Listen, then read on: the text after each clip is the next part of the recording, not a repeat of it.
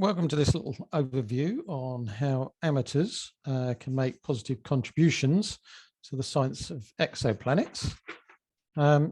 Excuse me. On the right button. There we go. So we'll cover some of the basics first. For example, as you see here, I've got the what, the why, and then something more detailed on the how, so that you can see what we can actually contribute to doing. So the obvious place to start is, well, what is an exoplanet? Hopefully the majority of you will already know this, but essentially it's any planet existing outside the solar system. One might imagine that the majority of exoplanets will be orbiting their parent star, but this need not be the case for all of them. We should expect a number of rogue planets to be just floating around the galaxy in the same way that we know there's rogue stars going around in the galaxy as well. Bernard's star, for one very good example. In addition, we already know that a lot of the exoplanets are part of multiple star system or multiple planet systems, sorry. Similar to our own solar system. I've changed this slide now 3 times, in fact, since starting to put this presentation together. And as you can see now, there's over 5,000 confirmed exoplanets, and there's no signs of this number slowing down. In fact, if anything, it will probably be speeding up. So we all will have plenty of stars we can, or planets we can go and hunt out to assist with the science. In terms of why we want to actually do this search is, well, are we truly alone? We can, excuse me, it's one of the most profound questions we've probably ever asked ourselves, particularly in this later generations. So we want to be careful how we determine what life is, because obviously we're from a viewpoint of only having a sample of one of where we know intelligent life exists, or life and intelligent life exists. And certainly with the current affairs that are going on at the moment, one has to wonder whether there's even intelligent life here. But finding confirmation of any sort of life existing anywhere else would reveal a lot of detail about us and our place in the universe. So for now, however, our studies are really limited to trying to study the atmospheres of exoplanets, so that we can interrogate the gases that might be indicative of life as we understand it, at least. And so, but once again, it's still rather a biased view on what is life and is there any out there besides us. The main methods for studying exoplanets, I've considered, now this is just my interpretation, but I've considered it to be the radial velocity method, which is used to study the actual wobble induced in the spectra of stars by the gravitational influence and effect of planet or planets that might be orbiting it. There's a lot more you can do with a spectroscope or spectroscopic studies, but we'll come into that a bit later. There's also then a method which is microgravity, and that's first forecast or predicted by Einstein that if you have a distant body and then you get a large mass between that distant body and the observer, then the light from the distant object will be bent around the nearby mass, and so you'll get a lensing effect. And in recent years, not only has stellar studies or galactic studies been done using this method, but now that's come into the arena of doing exoplanet studies. And again, we'll touch on that. That's, as a topic though, it's mainly the professional areas that would work on it, because you normally would need very expensive spectroscopes and large telescopes to do it. But in recent years, they've started to come down to the capabilities of a few amateurs that have got 12-inch or larger telescopes that can actually make a contribution to this aspect of studying exoplanets. And indeed, the BAA, under the sub-directorship of Roger Dimmock, has now introduced a little program for that, just that purpose. And I'll touch on how that works a bit later on as well. Then we come to the main method that we as amateurs can contribute to, and that's the transit method. And in this case, it's really almost self-explanatory, where the planet will pass for a period of time in front of its parent star, as seen from our line of sight. And so you'll get a temporary dimming of the actual light coming off that star. And we record that using photometry. So to go through those methods a little more detail, what I say, I'm not hugely versed in them, so it's basically trying to put enough information together so you get the gist of what these different disciplines are. So when we come to the radial method, as I've touched on, hopefully you can see my cursor. As I've touched on, if you take the spectra of any particular star that you believe has got a planet going around it, and you monitor the spectrum over time, then where you get the absorption bands within the spectra based on the elements that are made up of, that stars made up, or the atmosphere of the stars made up from, and you watch them over time, you can get this red and blue shifting within the spectra lines that's indicative of the fact you've got a wobble induced, a gravitational wobble induced in the star by the mass of the planet going around it. And so the majority of stars, majority of exoplanets in the early days would have been, and still are, discovered by the radial velocity method, predominantly by the professional sized telescopes. One notable exception of that is Christian Bull, using his high-res spectrograph and a particular Richardson grating, has actually managed to demonstrate that this effect himself. So it is just coming into the realms of the amateurs to do it.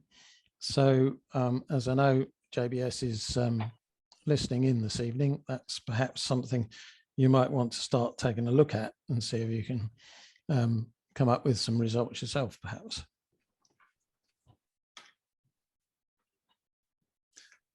If we, oops, all right, I've got my pages tied up here. Indeed, there's a new discovery that's just come to light in terms of using the radial method, and that's around Proxima Centauri. They've actually determined now that there's a small rocky planet much closer to the parent star, that, if confirmed, and I'm not actually sure whether it has been confirmed fully yet, the amount of wobble it induces, it will be the smallest they've thus far been able to measure. And it amounts to just 1.44 kilometers per hour, as you see there, which is a tiny wobble. So however long it's taken them to determine that it's really there and not noise in their data, I really don't know, but it's quite an achievement in itself.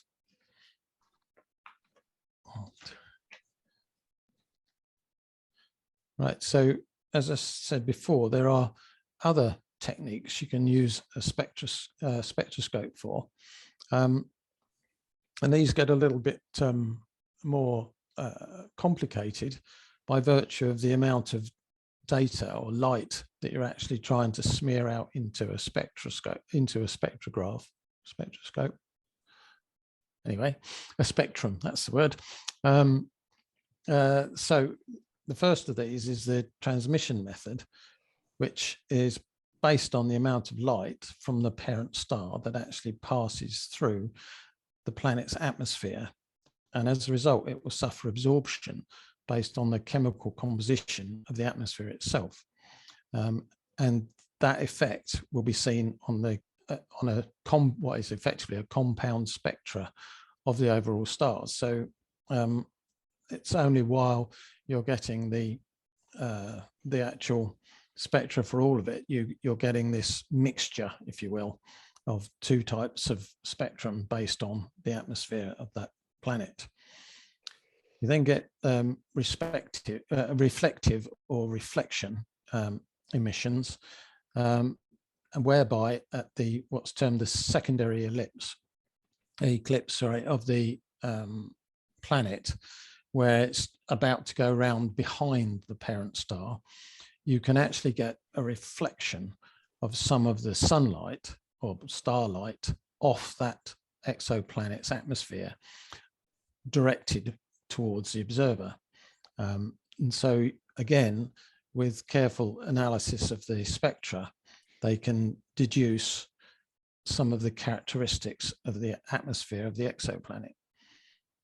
Equally, if that planet is a very hot planet, say a hot Jupiter or the like, then its atmosphere itself can be emitting particular spectral bands purely from its chemical composition. And so again, they can deduce that for those type of planets. And of course, the radial velocity method or the transit method that found the planet in the first place will give them an indication of whether they may be able to extract that information from a spectra. The last of the ones that look at the moment will be the phase curve. Now, this is a newer technique whereby instead of just looking at the exoplanet spectrum whilst it's in transit, you actually monitor it throughout its entire orbit. So obviously there's limitations on the distance from the parent star that you can really do this, particularly as you're going to need professional standard telescopes to actually do it. But in essence, what you do, or what they do, is analyze the spectra throughout that whole orbit, and as a result, you'll see changes over time. So I should go a little bit into that for you. So each of these types of analysis, you can get, excuse me, moving. I just got to move the screen a bit there. That's it. So in the case of, as I've touched on, where you get the transmission, so this is the light coming through the atmosphere of the exoplanet from the parent star. And when you get a spectrum this way, you also have to take into account what's termed a Tyrolean transmission, which is the effects of looking or recording a spectrum through our own atmosphere, which means our atmosphere is having an effect because of its own absorption lines. And so you have to remove that by careful calibration. And then again, you have to remove the spectra from the star itself. And the result of doing that will leave you with the spectra for the atmosphere of the exoplanet. And so again, it's quite a complex technique that would require professional equipment to be able to carry that out. But in terms of what can be done, that's one of the techniques available. When we come now to the reflectance and emission side of things, this is where it gets a little bit more difficult to glean enough information without going into the technical papers to determine what it is. And I managed to find this particular graph or picture that shows some of the techniques. And the one we're working on at the moment is arrowed there, which is the use of reflected light based predominantly or seen predominantly when the exoplanet is going round towards its secondary eclipse. And what you end up with is, again, as I said, this small variation in the amount of light or chemical representation within the spectra of the actual planet's atmosphere, reflecting the parent star light. It's a very difficult technique to do, not least because you're getting so little light compared to the parent star, and you've got to split that out, remove the parent star's information, and then spread that light out into a spectra to be able to interpret what chemical elements are showing. And this is about a reflected light, so it's going to be more the absorption lines that you're looking at associated with that planet. When we move on to the emission side, this is where you've got a hot exoplanet, and as a result there's emission lines in the spectra that are associated only with the atmosphere of the exoplanet. So trying to differentiate between those two, I'm not quite sure from the limited reading I've been able to do on it, how they can satisfactorily distinguish those elements from the actual parent star itself, given the ratio of light there is between the exoplanet's atmosphere versus the star's atmosphere. But clearly they have been improving techniques, and the instrumentation has improved over time. But I think it's very much the case that this is going to be right at the cutting edge of what you can do with the spectrographs.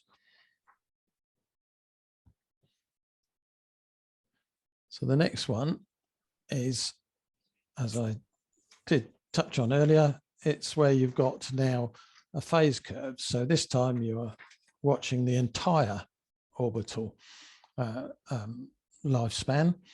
And so what you'll see is variations in this spectra. And from it, they can actually determine more of the characteristics and dynamics of the actual exoplanet's atmosphere itself. And they can also determine things like hotspots that may exist. I'm not sure that the analogy is a good one, but if you remember through Betelgeuse, although it's a star we're talking about there, you can see, or they can see evidence of hotspots there, and indeed the dimming there. So I would speculate you'd get a different magnitude of changes, but you can at least see the changes that occur as you've got the dynamic of the planet itself in its orbit, which is also going to have a tidal effect on its atmosphere, which is going to influence the spectra that you're recording throughout the period of the rotation around its total orbit.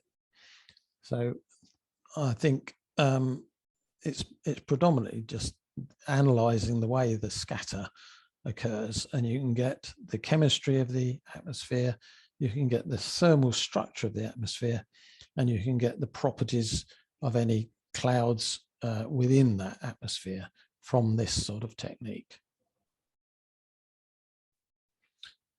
Now we come on to microgravity, which I find a fascinating one, albeit I've not at this moment in time tried to do any of this myself. It's possibly just outside the scope of my size of telescope, but certainly there's a few people within the BAS have 12-inch telescopes and larger that could certainly give it a go.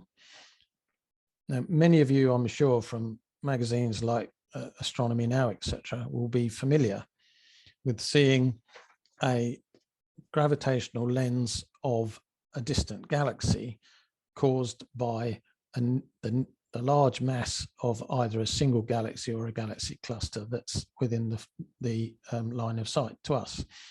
Hence, I use this picture just to give you the idea. Now, Einstein worked out that there's a radius around a large mass, or any mass in fact, but a large mass we're considering here, whereby if a background star is seen to move behind it, so it's the relative velocity of this star moving in front of the background one. If it's outside the radius, then you'd see no effect at all. However, if the proximity of that passage is, as it gets closer to the star that's causing the gravitational effect, then you'll start to get a brightening of the distant star.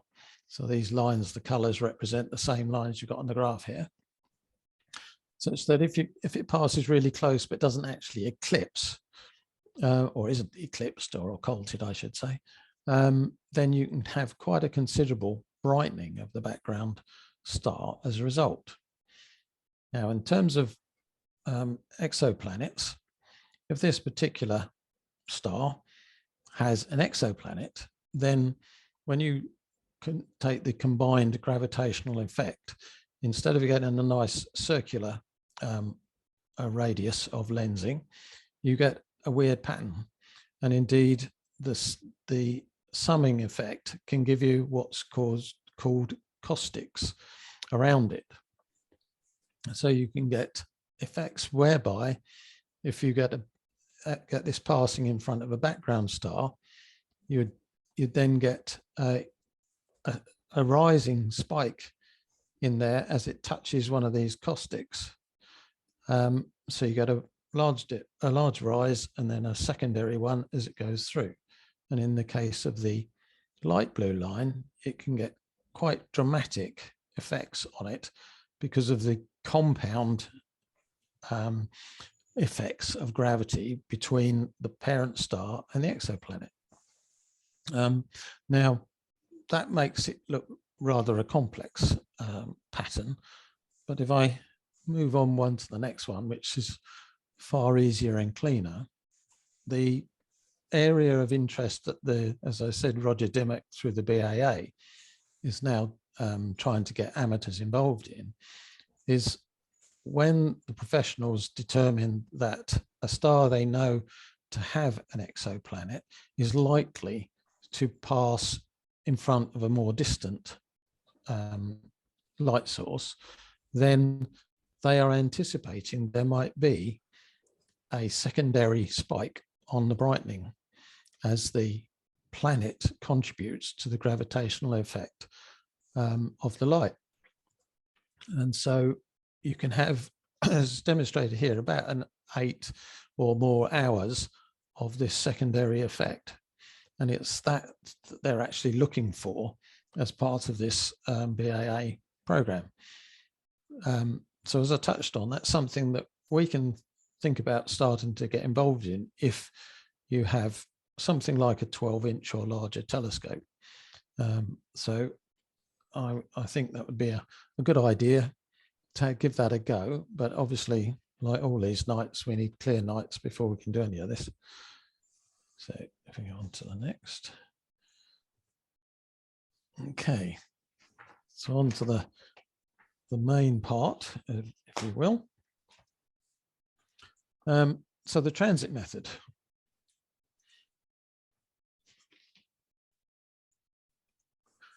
Recently, with the launch of the TESS, Transiting Exoplanet Survey satellite, the ability for amateurs to get involved has suddenly come to the fore.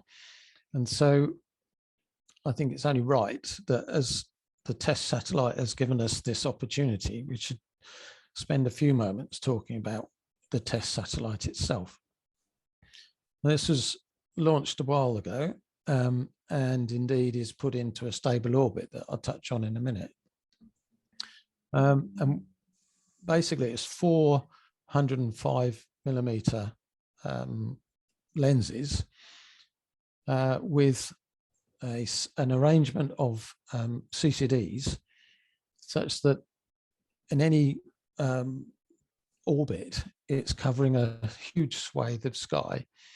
And it will do this for first in the Southern Hemisphere. That was the first part of its program.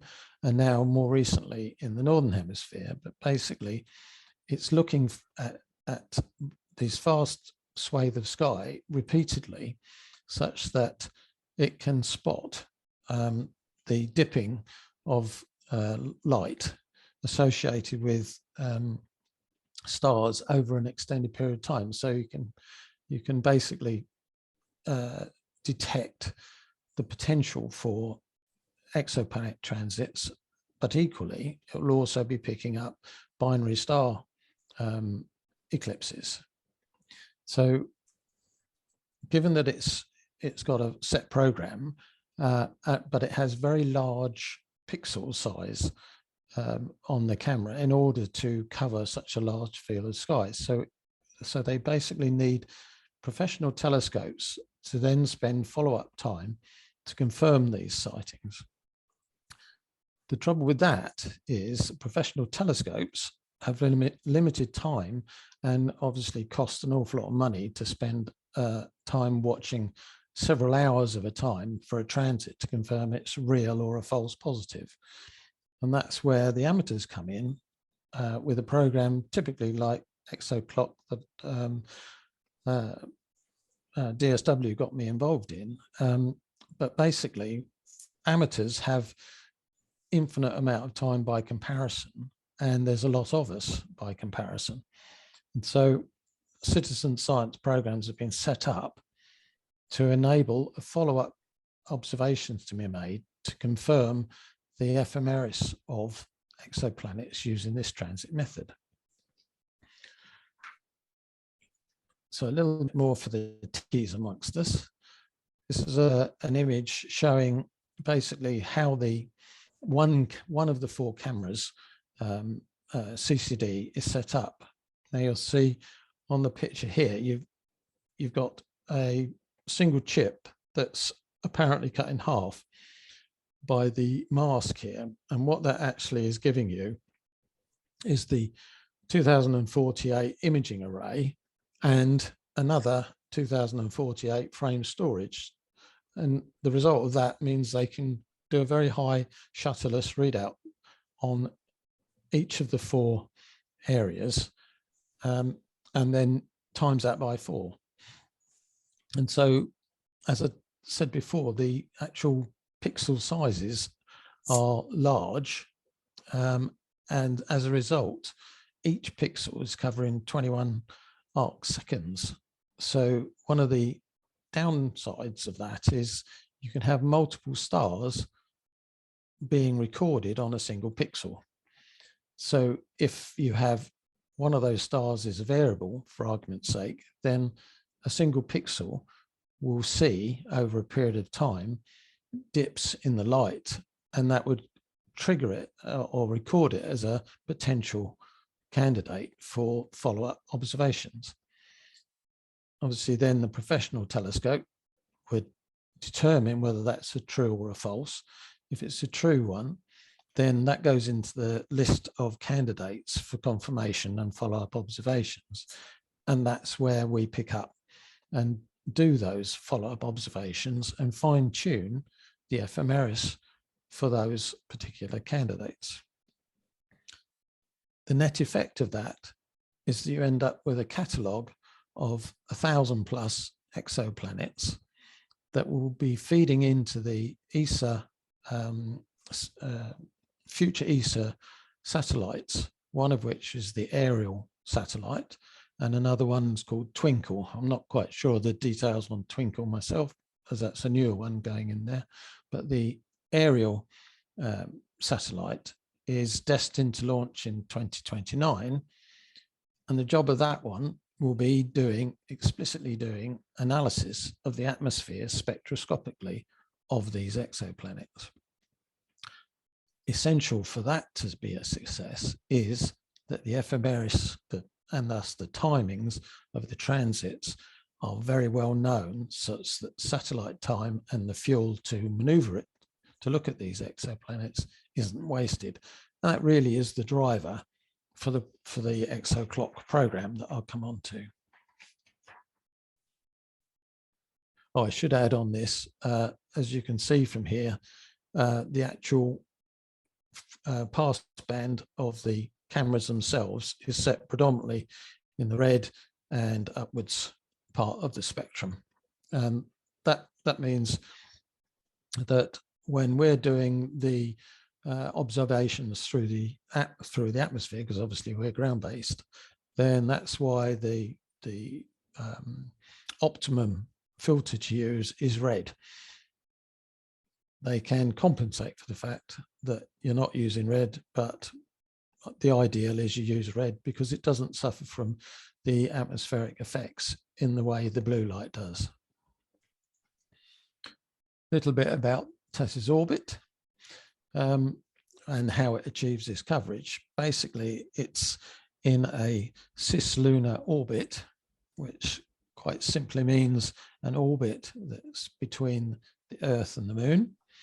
And after launch, it did a couple of flybys and then one big loop, and that puts it now into, and it has been there for a while, this cislunar orbit. By doing so, it's a very, very stable orbital position, which means the satellite's fuel will keep it there for an awful long time. So it's quite an extensive program. It also means that from this picture here, the blue area is where you see each time, each orbit, it will look at a huge swathe of sky because of the angle and size of those cameras. But because it's a set swathe, you'll get an overlap. So the areas in blue are the least viewed, if you like, in any one hemisphere. But as you work towards the top of the orbit, then you can see you've virtually got continuous coverage. So if you have an orbit of an exoplanet that lasts a few days, as an awful lot of these gas giants do, then the likelihood is you'll pick up several of those occultations, or transits, I should say, sorry, over a period of time that you're actually monitoring this chunk of space per orbit. I believe I'm right in saying as well is as it carries on the orbit, it does its download. Say it's monitoring the northern hemisphere at the moment, it's downloading the findings of that orbit during its time around the south, which is why the program was set up to do the southern hemisphere first and the northern hemisphere second. And excuse me, the areas here where you've got virtual total coverage means you can actually look at or look for transits that take a lot longer than a few days to actually occur. Interesting enough, on this particular plot as well, they also show an area there in terms of size of sky that JWST could also view. Quite how that patches into TESS, I'm not sure, but that just happened to be on the graph as well. Right. So now, if you have a transit or see a transit, one of the characteristics is that if it happens to be a binary star that you're looking at, you would tend to get, because of the ratio of sizes of stars and their relative brightness, you would tend to get much more of a V curve. And indeed, you may get a secondary, depending on the ratio of the two, a secondary V curve as well. But when it's a exoplanet transit, because the planet is that much smaller than its parent star, it takes that much longer to transit. And as a result, you get much more of a U shape.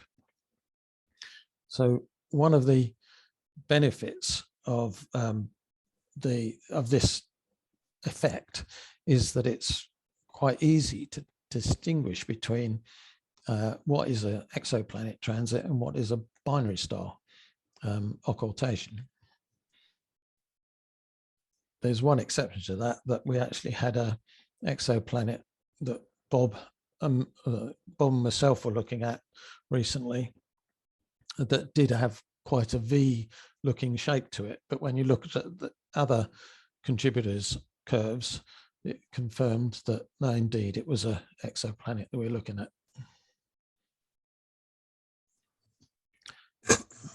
So typically on this one, as you see, you're getting a little dip occur as the planet slowly makes its way across the face of its parent star. And the depth of the transit and the slope can also tell the boffins quite a lot about the characteristics of that particular object.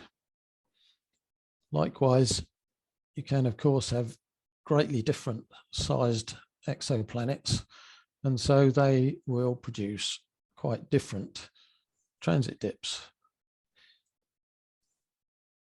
They're nice square waves, those ones, but I don't think reality is ever quite as good as that. But it's a good little graphic to show the types of things you can get.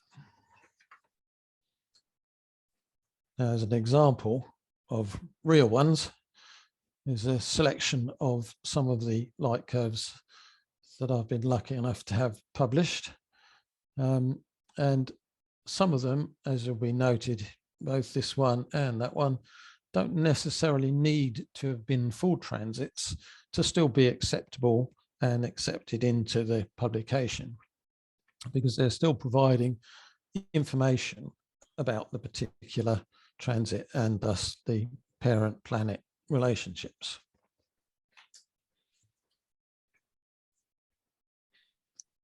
Okay, so on to the project itself.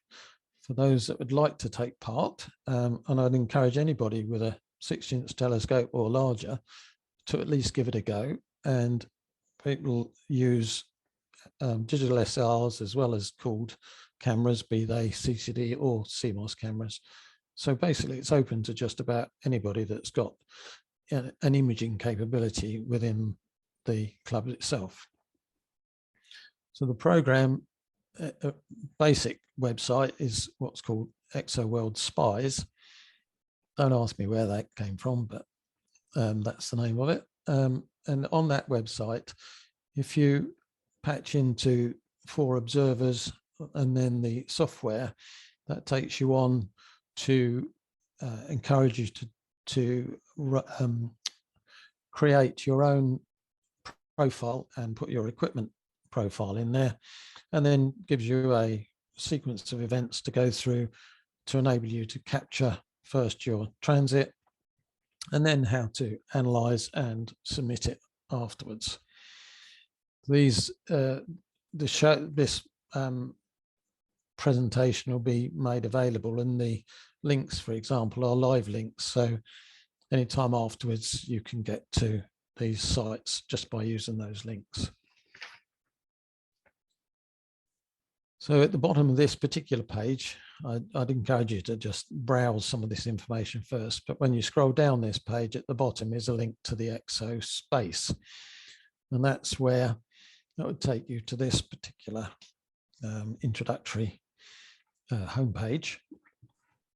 And here you can register and make your profile, and you can upload information about your equipment and also your horizon.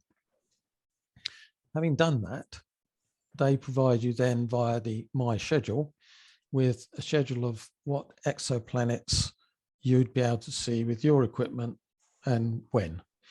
So you don't need to go anywhere else other than checking your schedule on a daily or planning ahead weekly basis or whatever to find out what targets might be available to you in the coming days or weeks.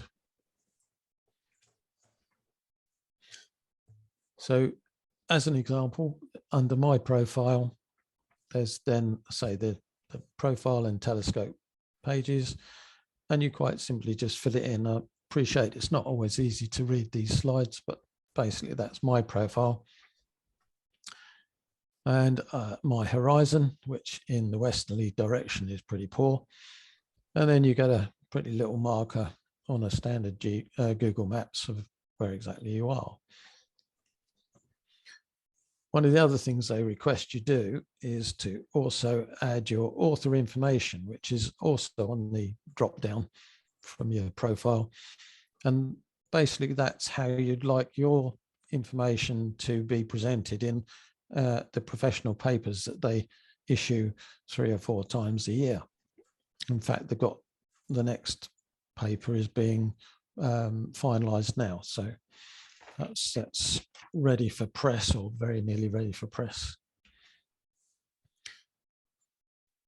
So on a particular night, I've now got my profile in there, so you can see you got a little synopsis of your profile there, and my schedule. So on that particular day, that's the name of a couple of the exoplanets I could have looked at. They have a priority system you can use to say whether it's, you know, they urgently want you to look at it, or it's good ones just to keep ticking along to make sure nothing's changing. And believe me, these some of these orbits do change over time, and it's doing this sort of thing that enables them to improve the ephemeris for them. But basically, it tells you where the star is, and if you press on one of these, it goes to a more informative page on where they are, and also enables you to get alternative identifiers for them, so you can find some of these exoplanets more easily in planetarium programs. There's my marker on there is. So it also gives you the magnitude, and it tells you the magnitude in millimags, magnitudes that the actual transit dip is likely to be. You then get the duration, and in this case, well, it's 3.07 hours, but you need to allow a couple more hours on that, because what they request you do is try and image it for an hour before the transit and an hour after the transit. This enables them to get a good baseline before the transit itself. And so the overall signal to noise of your data will be greatly improved. And so the fitting of your data to give you a nice light curve will be greatly improved. So the longer you can do before and after, the better. And basically the whole of this is based on doing differential photometry. So it's the, oops, what happened there? Sorry about that. Going the wrong way. Sorry.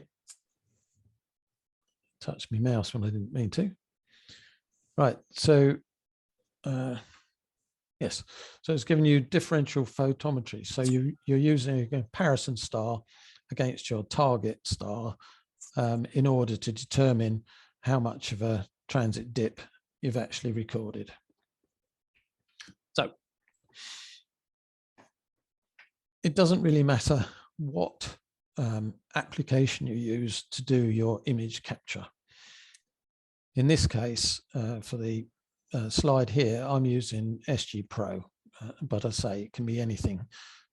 The key point is that if that's the target star, then before the run itself, you need to try and measure the ADU count for that star, and you want it to be about 30 to 40% of the well depth of your camera, whatever that range happens to be.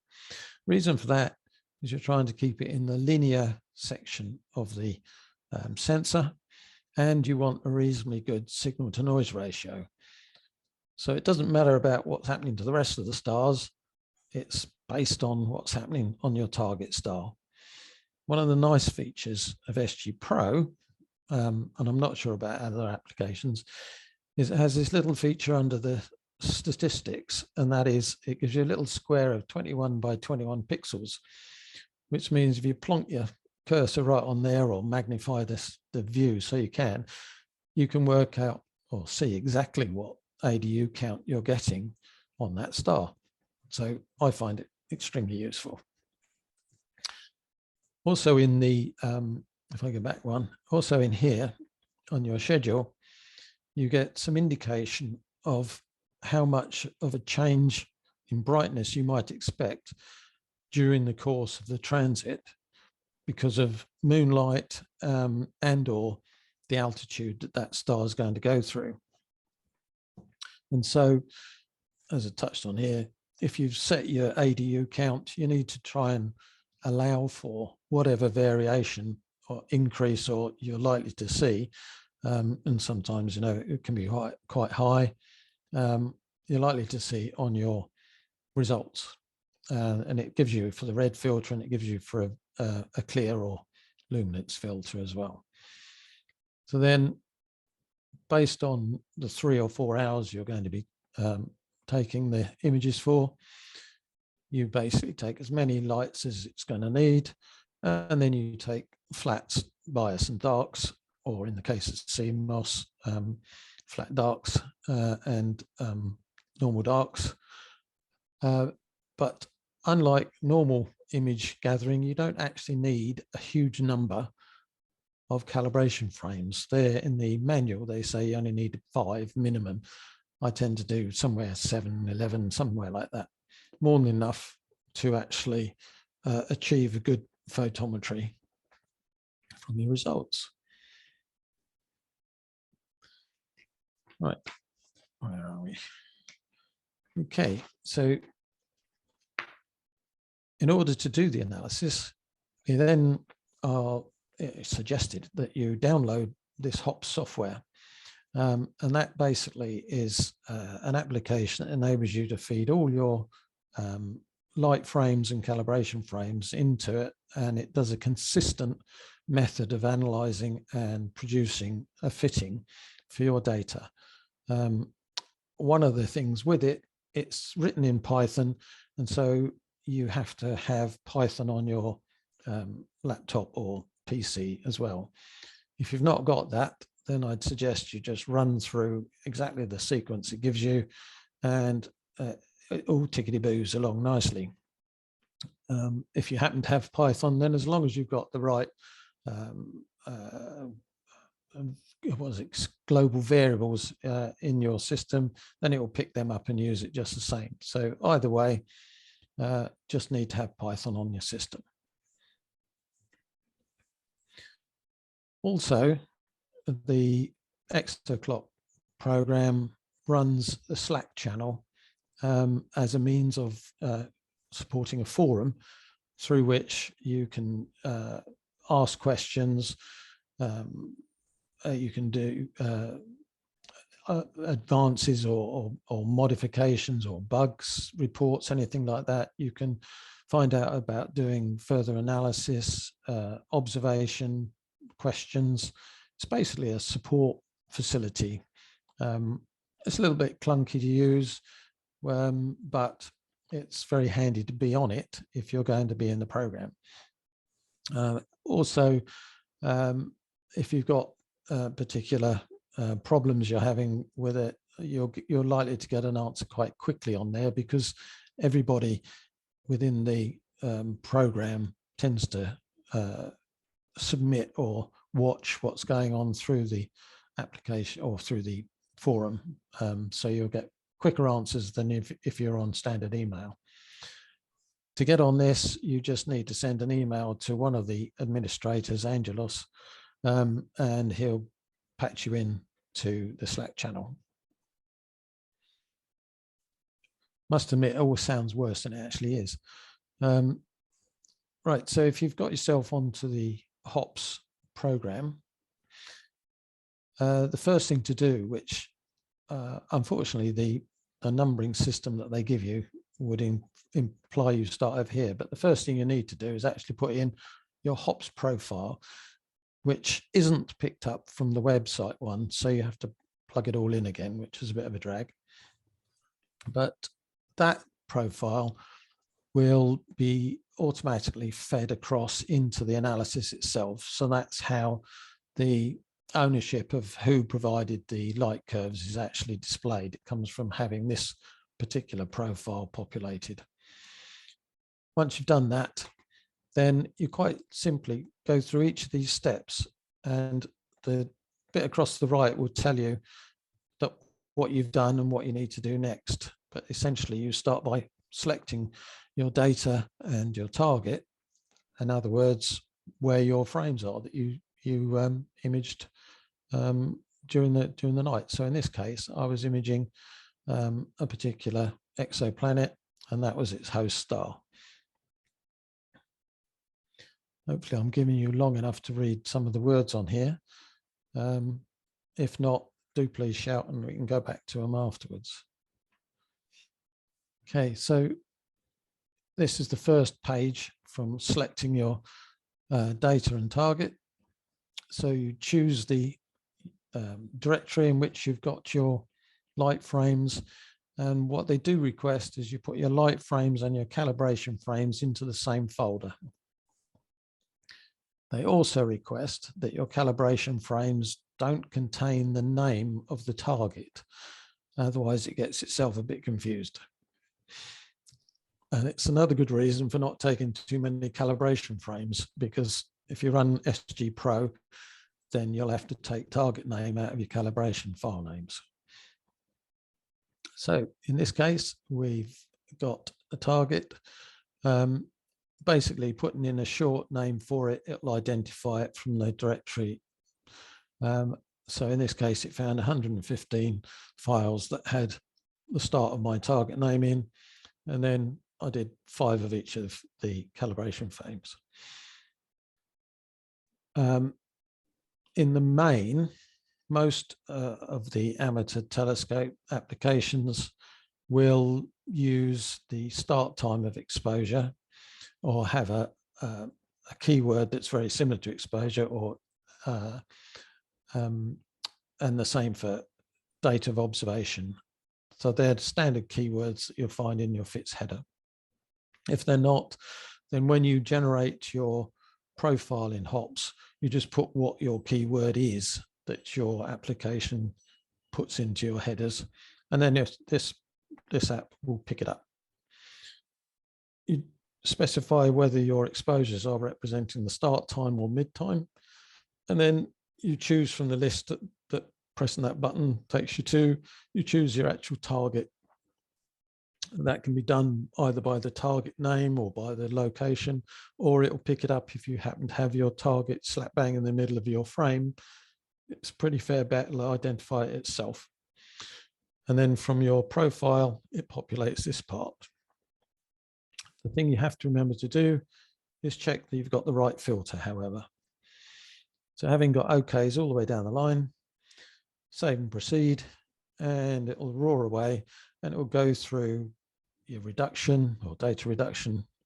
It will then give you inspection frames, and after that you then run your alignment, and it will chunter away for quite a period of time before being ready to move on to the next stage.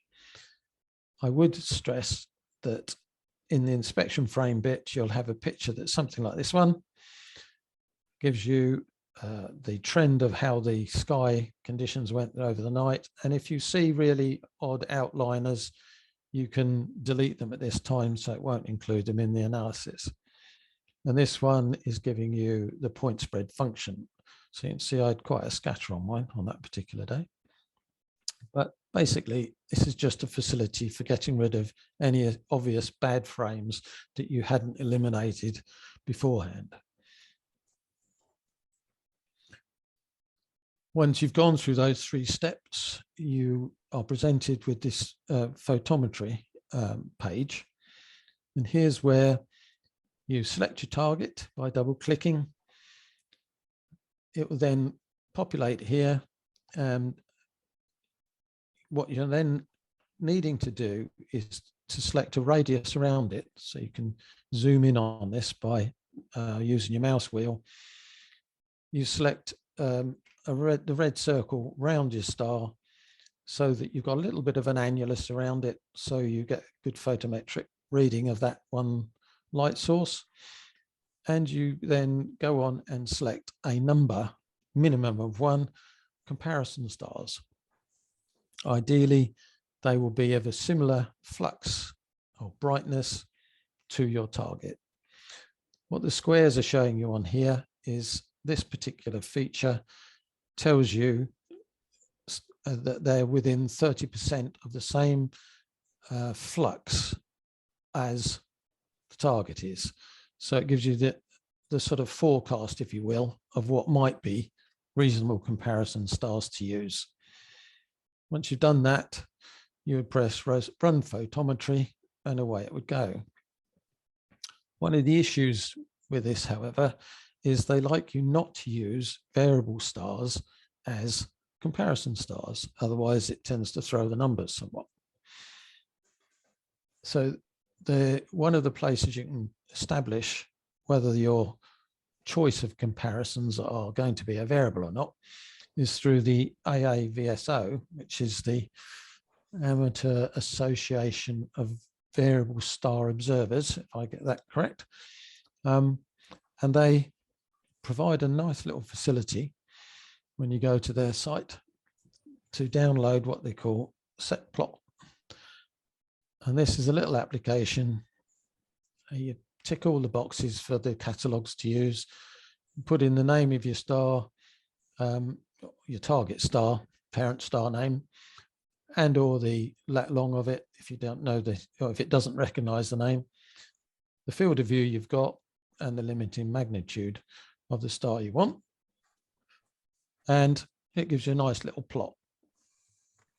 On here, the colors represent the temperatures of the stars. So that's one good indicator. If you know your target star happens to be green in terms of the colors it gives it, then there's a good chance that the other green stars are going to represent very similar type star that could make a good comparison star to use. Equally, when you click on a particular star, it gives you a nice readout line that gives you the visual magnitude, the blue versus visual magnitudes, and what any variation, as in whether it's a variable or not.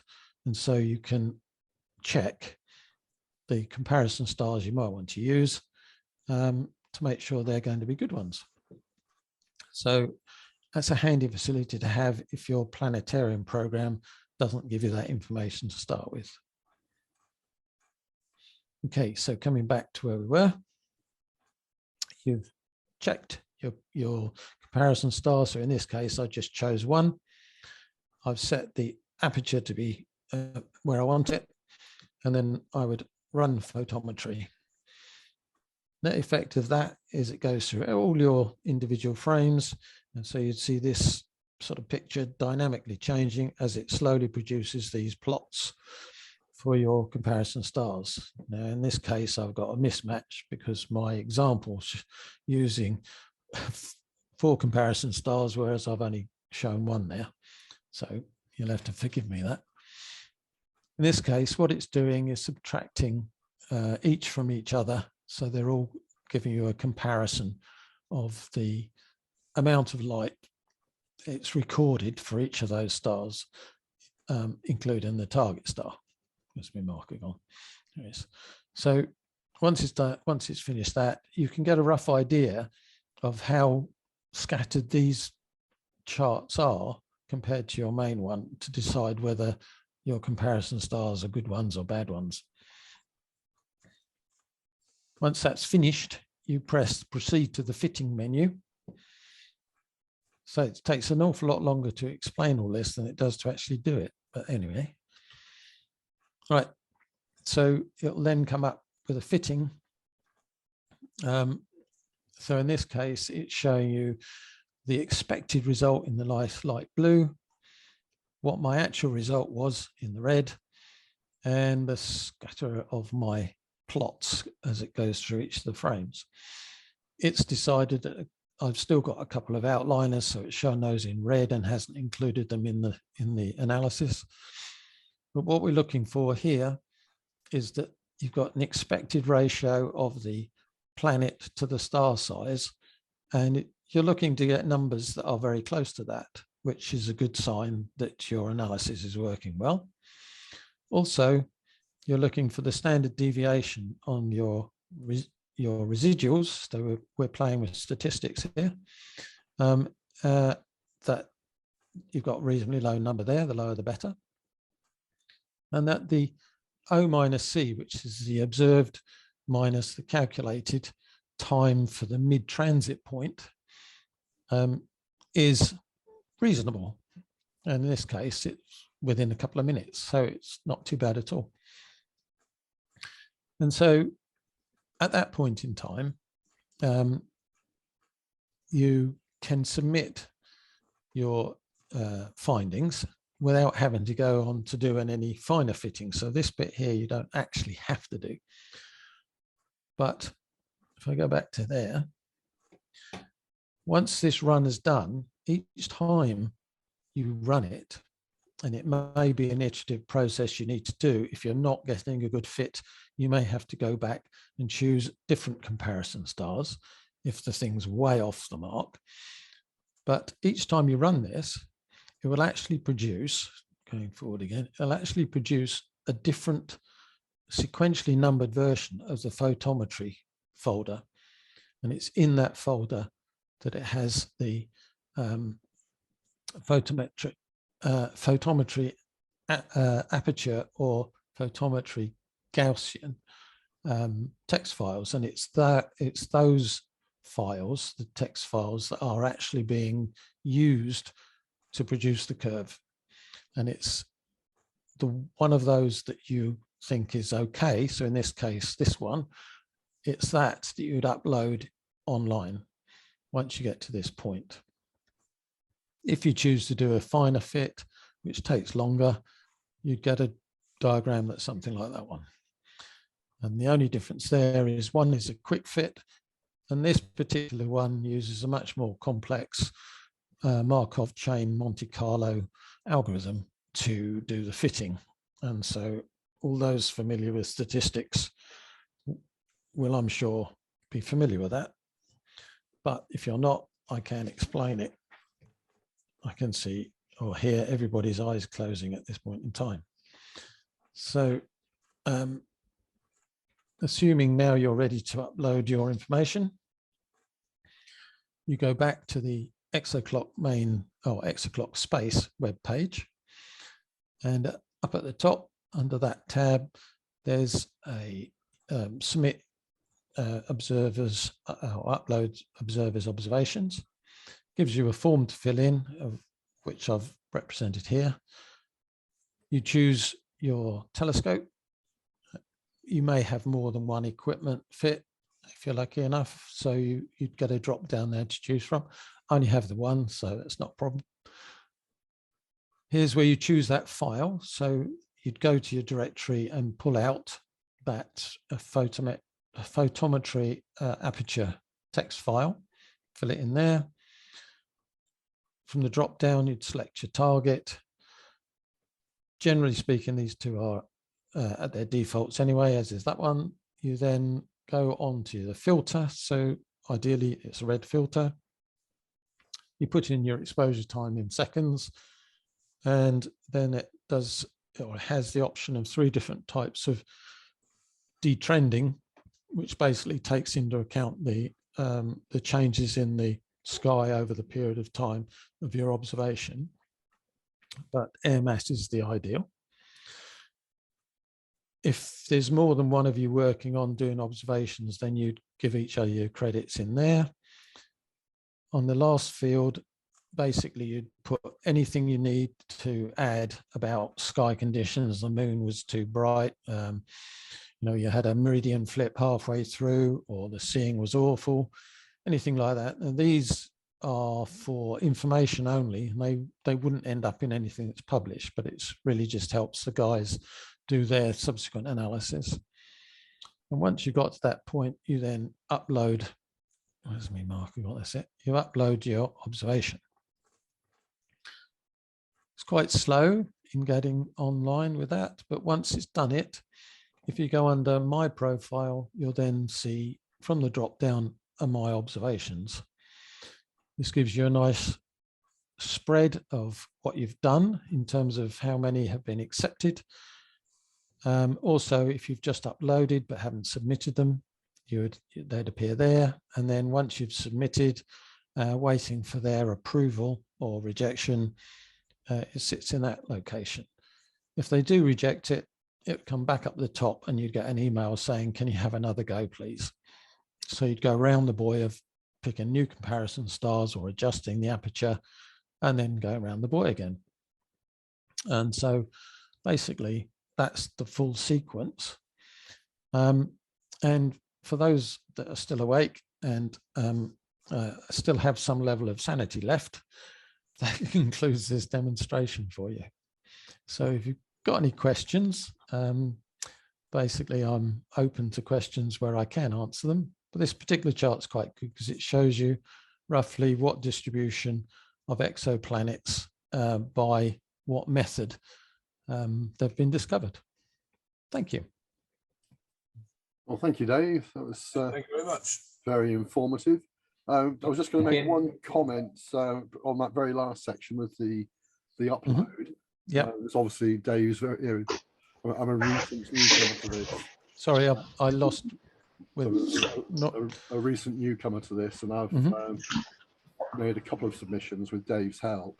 And at the upload stage, when you submit the data, there was another step which will confirm whether or not the data's or the preliminary analysis will let you know if it's any good or not. So my first attempt was full of red flags, and Dave helped me with that, and then we finally fine-tuned the analysis to a point at which the upload did proceed. Yes, I didn't actually have because I didn't have anything in the process of going through it, I didn't have a frame I could grab of that particular step, unfortunately. But yes, basically, once you do submit something, I don't know who all this rattling is going on, but it's drowning me out a bit here.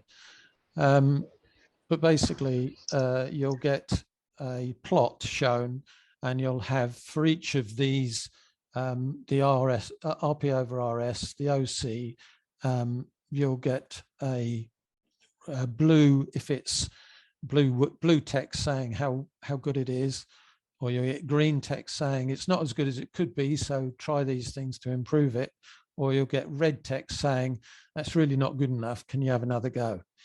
And that, I think, Bob, is what you were referring to, isn't it? Precisely that, yeah. And the other comment I would make was the initial getting the hops installation to work. I had several different flavors of Python installed in various directories, and I had to do a bit of a cleanup before I could get the hop software to install cleanly. But as Dave said, if you've got a clean machine and you follow those instructions, it's nowhere near as daunting as it first seems, and it is very much step by step, and it just worked. Yeah, the when you download the software, there is also a option to download a manual, which is quite a top level. You know, it doesn't go down into the real weeds, so it is actually very good at taking you by the hand through the whole thing. So I would recommend, if you're going to go and give this a go, which I think, you know, it's something different to do, let's face it, and it is adding to the body of science for exoplanets, so it's useful in that sense. I would download the manual as well and have that either printed off so you can thumb through it, or if you've got two screens, have it on one screen as you're going through the process. Well worth it. So do we have any questions for Dave? I was only going to ask, how long have you been doing that for then, Dave? Just over a year, I think, really. Very good. Might be, you know, because with COVID, everything's gone gaga, isn't it? So less to lose time. So yeah, if I said, yeah, just coming up for 2 years, probably. So you've got 20 or so? 24 accepted, and a couple waiting. And Trevor was also been involved with this. Yep. Well, it was Dave Shaball that got me into it. So it's him to thank, was that he put us onto it. Him and Ginger Geek. And Ginger Geek, yeah. You've obviously taken quite a few images. How much data is this taking? Well, that's a very good question, given the volume of data associated with CMOS cameras. I would say I'd taking somewhere just over a gig's worth of data, perhaps. However, once you go through the HOPS analytical side of things, it does tend to double that data. However, within HOPS, there is an option that I've never had to use, that will effectively bin within hops how it writes the resulting data, or the reduced data, as it calls it. So you can greatly reduce the amount of additional file space it takes up. But I do appreciate with the CMOS camera, you can generate an awful lot of information. One of the things they say about it, though, is if you're going to set an exposure to give you the right ADU in a star of interest, then you need to have that exposure to be at least twice as long as the download time of your camera. So you don't want to have very, very short exposures. The ideal is, as I say, at least twice as long or longer than it takes a frame to be downloaded. So when you're running with a CMOS camera, it would be quite acceptable to have as reasonable length exposures and have a delay between exposures in order to not end up with gigabytes of information. There is a trade-off, obviously. You don't want to chop it down too much. But for example, the shortest exposure I've ever used is 30 seconds, and the longest exposure I've ever used is 240 seconds, per frame. So it really depends on what magnitude of the target star is. And if you've got a larger telescope, or if you're moving towards the larger telescopes, then you're going for the dimmer stars to start with, which means a longer exposure. I do find if I start trying to image a star of around 9th or 8th magnitude, then I'm getting to the realms, because mine's a CCD, I'm getting to the realms of having to use an exposure time that's shorter than the download time per frame, which means it's no use at all. The reason for this is when they do part of their analysis for signal to noise ratio, they are taking into account the total accumulative exposure time you've used for the entire imaging session versus the downtime. And so having long exposures or longer exposures than your download time per frame is essential, really, to get good signal to noise ratio data to them, if that helped. Yeah, how do you calculate your download time? Well, basically, you'll more or less know that because, The CMOS, you don't need to worry, Keith. Yeah, the download exactly. time is insignificant in CMOS. Yeah, exactly. But it's only CCD images that need to worry about that. Okay. Yeah. Typically, my Artemis cameras are 20 to 30 seconds download time. Yeah, mine's about 18 seconds. Yeah. Yeah, but if you've got an interframe camera, the download time doesn't make any difference because it's not exposing. It does a rapid shift into the interframe, and then the download time can take as long as you want. So I guess it should depend on which camera you've got. Yes, but if you've got a long download time, a long downtime between exposures, you ideally want to have exposures that are twice as long as that download time. Sorry, I'm getting confused now. Do you mean download time, or do you mean time between exposures full stop?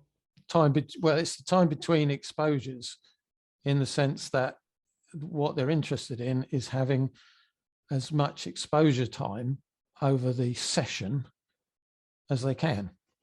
Right. Which is, so for me, from the end of one exposure, it's 18 seconds minimum before I can start another exposure on my CCD. Okay. All right. So that download time, the downtime, as they seem to call it, is, or overhead, they call it. In fact, they call it the overhead.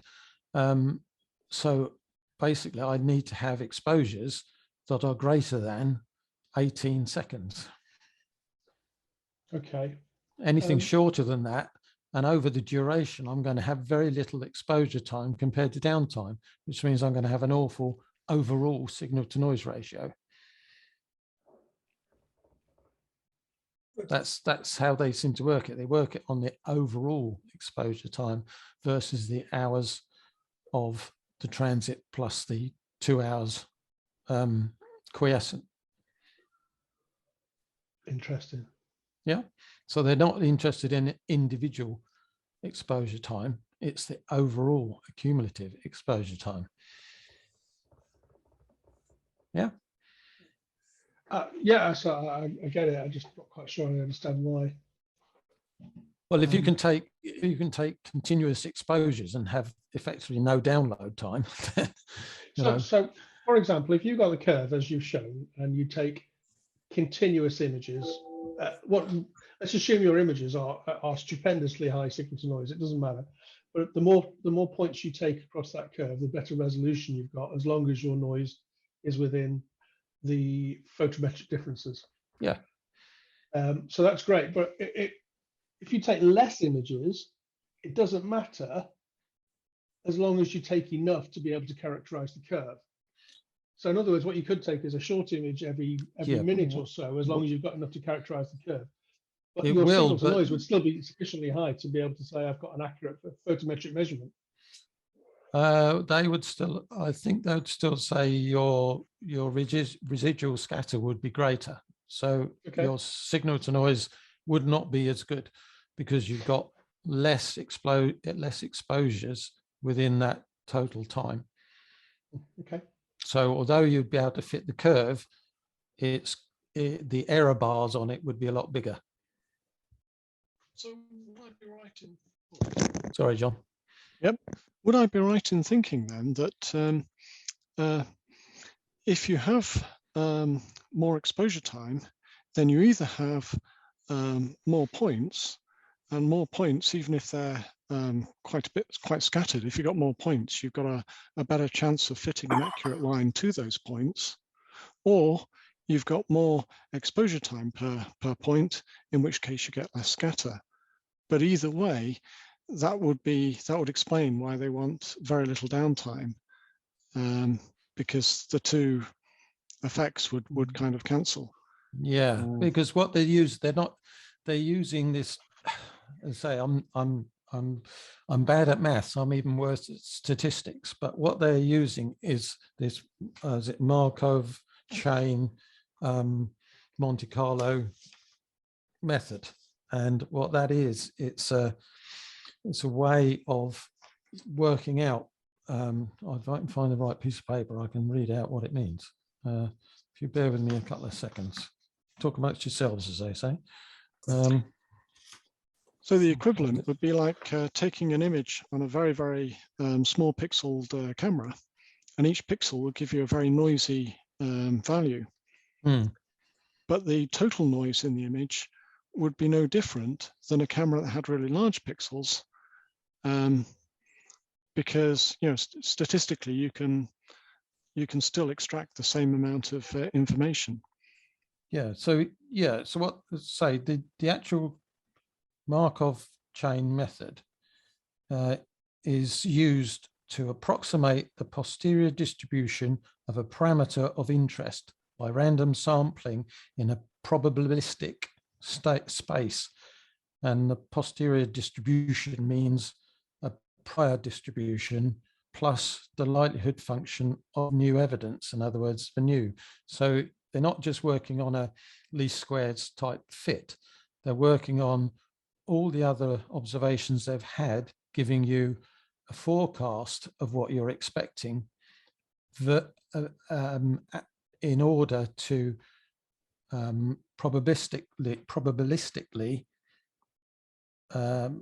predict where your data is going to fit. So they are using everybody's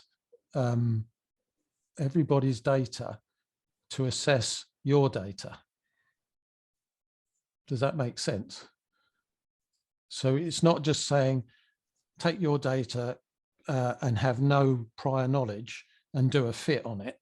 They're saying, do a fit, but do it in the knowledge of what you've known before, which can shift.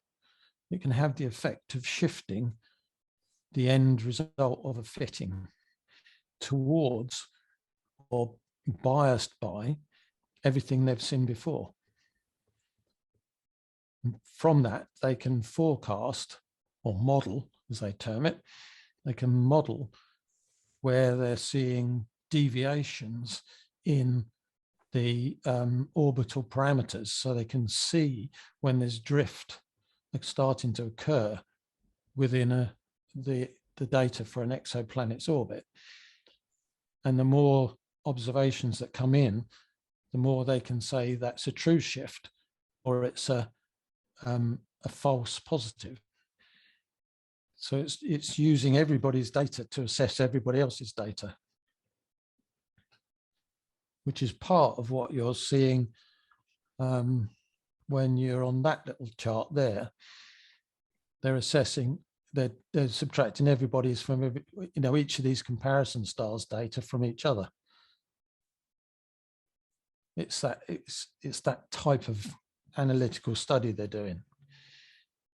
But if you go on Google and start looking up Markov chain separate from a Monte Carlo, and then add the two together, you can sort of see where they're going. But I say, as I'm not a mathematician by any stretch of the imagination, I'm not explaining it very well. But I had to go and look up what that meant in order to have it, in case somebody said, well, what's one of those? And that's actually what a Markov, it's about probabilistic space sampling. Join the project. Watching your expression there, John. Sorry? So I say join the project, then you can ask the experts directly. Yeah. Yeah. And to answer your question, Keith, the first one I did, I got 34 gigs of data. And then the second one, which was just a regular transit, so it was only about 6 gig of data. Yeah, I mean, for me, somewhere around 1 or 2 gigs is normal for me. So yeah, as I say, when you upload this data, you do get an opportunity within HOPS to actually select. I'm not sure. Bear with me. I'm sorry about flashing all these in front of you.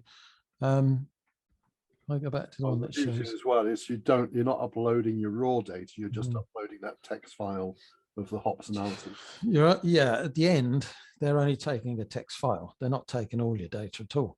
The question is, how much of that raw data you want to keep yourself? Now, there are instances, and I had a request today to give them the raw data.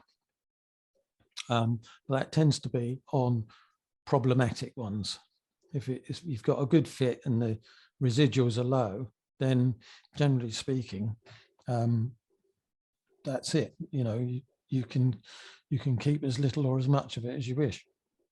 Once you've submitted the data to them, I personally keep them, but that's just my choice. No, I haven't actually got I haven't got an image that shows.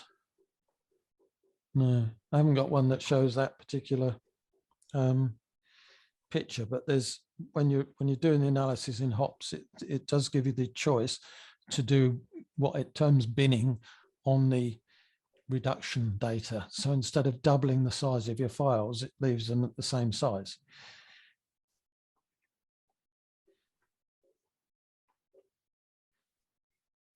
Okay.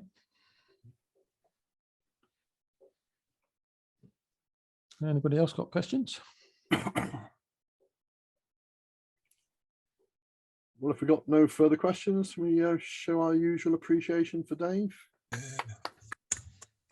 Thank you. And Alan, I hope that passed the 10 minutes for you. Sorry, Dave, I did have a question. I was just trying to get off mute on the right screen. Yeah, sure.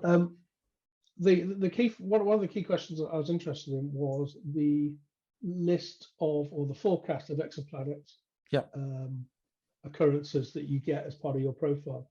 Is it possible to have a look at one? Yeah. If I stop sharing now, let's have a look. Oh, I've got that one and share that one instead. Right, so if I go on to my schedule, I can do just today. Bear with it for a few seconds. There we go. So there's let's get that out of the way.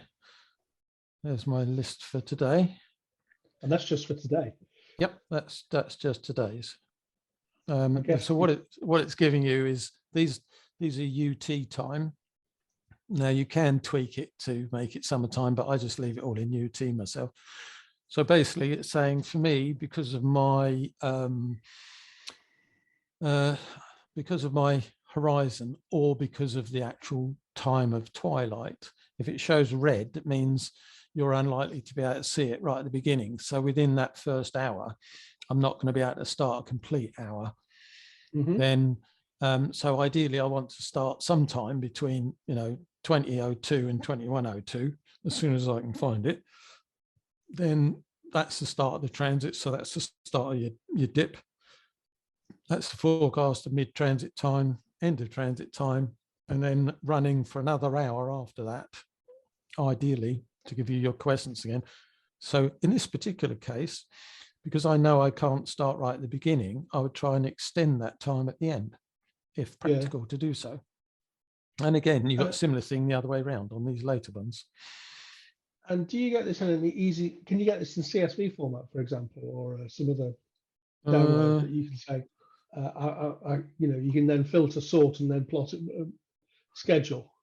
That's not that I'm aware of, but that is the sort of thing that on Slack challenge, you would do on the Slack channel and say, hey up, can you have this? Because to give you an idea, they also run, this is the Slack channel, they also run a synchronous observations experiment. And in that, there's a spreadsheet for running, looking for light curves that your telescope wouldn't normally be able to do. But by combining the data from lots of different telescopes that are collectively too small to see the thing properly, adding it all together, they then can pull out the light curve as if you had a 30-inch telescope, for example. That's the last one they've just done. They got, I think, about 17 contributions, and they managed to pull out the light curves that you'd need a 32-inch telescope to be able to do otherwise. But you can see he's producing these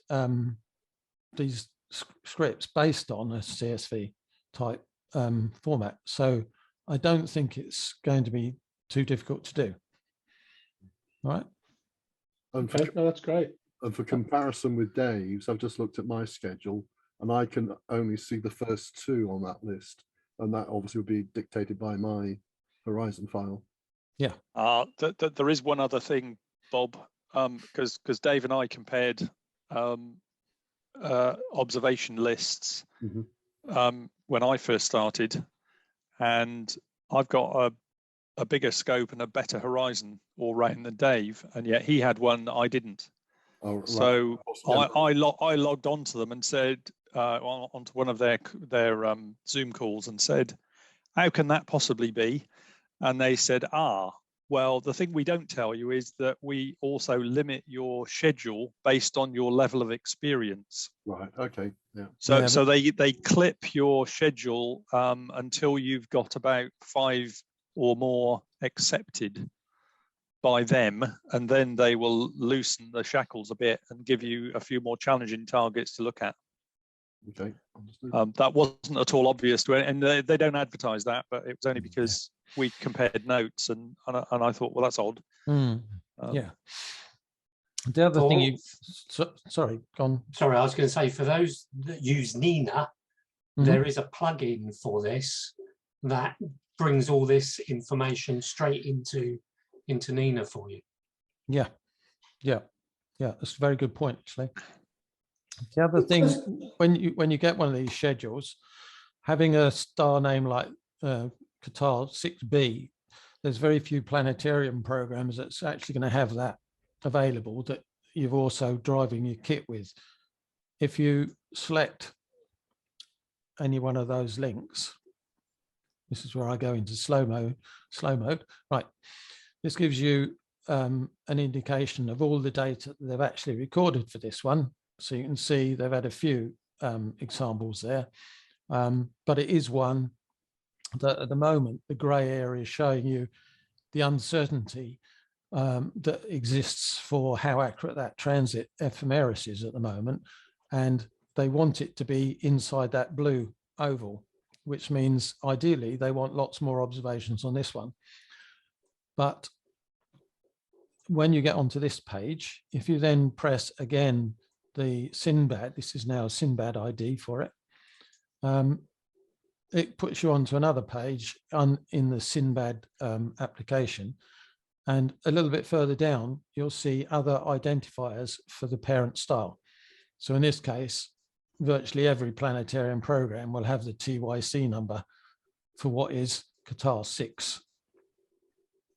So if you can't find them to start with, in order to set up your imaging sequence, then this is the place to come to try and find alternative identifiers for the parent stars.